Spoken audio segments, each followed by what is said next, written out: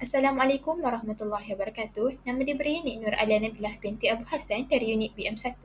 Hari ini saya akan mempersembahkan tugasan yang saya dapat, iaitu tugasan 2, analisis 5 bentuk kesalahan ejaan, kata dan ayat yang terdapat dalam hasil penulisan karangan murid tahun 6. Jadi, ini contoh penulisan karangan murid tahun 6. Yang pertama, kesalahan ejaan. Kesalahan menyatupadukan yang kita dapat lihat dalam perenggan pertama, baris pertama. Sepatutnya dieja dengan menyatupadukan, harus dieja dengan rapat. Kesalahan yang kedua, tidak. Dalam perenggan pertama, baris kedua. Sepatutnya dieja dengan tidak kerana huruf kecil kerana penggunaan huruf besar pada kata tersebut hanya digunakan pada permulaan ayat. Yang ketiga, sebaliknya. Dalam perenggan pertama, baris ketiga. Sepatutnya dieja dengan sebaliknya. Sebaliknya merupakan ejaan yang tepat. Yang keempat, memerlukan. Sepatutnya memerlukan. Penjelasan, memerlukan merupakan ejaan yang tepat. Kesalahan yang kelima, keikhlasan. Pembetulan, keikhlasan.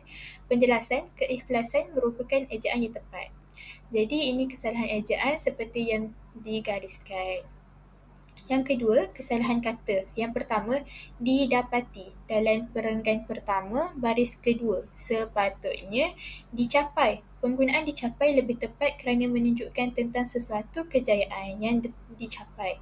Yang kedua, pendek.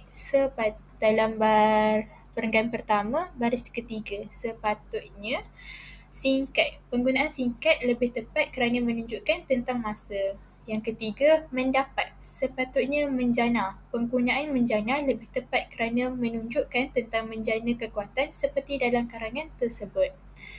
Yang keempat, ketiadaan. Sepatutnya kehilangan. Penggunaan kehilangan lebih tepat kerana menunjukkan tentang kehilangan sesuatu. Yang kelima, dilakukan. Sepatutnya diadakan. Penggunaan diadakan lebih tepat kerana menunjukkan tentang pengadaan sesuatu seperti program. Yang ketiga, kesalahan ayat. Kesalahan ayat yang pertama, hasrat ini sebaliknya memerlukan proses yang panjang dan berterusan. Pembetulannya, sebaliknya hasrat ini memerlukan proses yang panjang dan berterusan. Penjelasan, penggunaan sebaliknya menunjukkan tentang perbandingan. Jadi, penggunaan di tengah ayat tanpa menunjukkan situasi perbandingan kurang tepat. Yang kedua, Sabah menunjukkan contoh perpaduan semangat melalui 22 suku kaumnya. Pembetulan, Sabah menunjukkan contoh semangat perpaduan melalui 22 suku kaumnya. Penjelasan, penggunaan kata semangat perpaduan adalah frasa yang lebih tepat dan lebih biasa digunakan dalam bahasa Melayu. Seterusnya, yang ketiga, kesalahan. Rakyat Sabah menghargai dan menerima kepelbagaian wujud. Pembetulan, rakyat Sabah menghargai dan menerima kepelbagaian yang wujud. Penjelasan, penggunaan yang membantu menjelaskan bahawa kepelbagaian itu wujud dan memberikan konteks yang lebih jelas.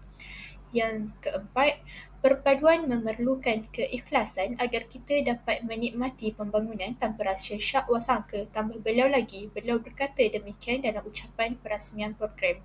Pembetulan, perpaduan memerlukan keikhlasan agar kita dapat menikmati pembangunan tanpa rasa syak wasangka. Tambah beliau. Beliau berkata demikian dalam ucapan perasmian program. Ayat ini kurang tepat kerana mempunyai struktur yang kurang jelas, iaitu menggabungkan banyak idea dalam satu ayat tanpa pembahagian yang sesuai. Yang terakhir, antara aktiviti yang terdapat dalam perkemahan tersebut ialah merentas hutan. Pembetulan, antara aktiviti dalam perkemahan tersebut ialah merentas hutan. Penggunaan terdapat dalam ayat ini mungkin dianggap kurang tepat dan ayat itu boleh dipadatkan seperti ayat di pembetulan supaya lebih jelas dan tepat. Jadi ini kesalahan ayat seperti yang telah saya garis. Jadi ini rujukan yang saya gunakan sepanjang saya menganalisis karangan murid tahun 6. Sekian, terima kasih.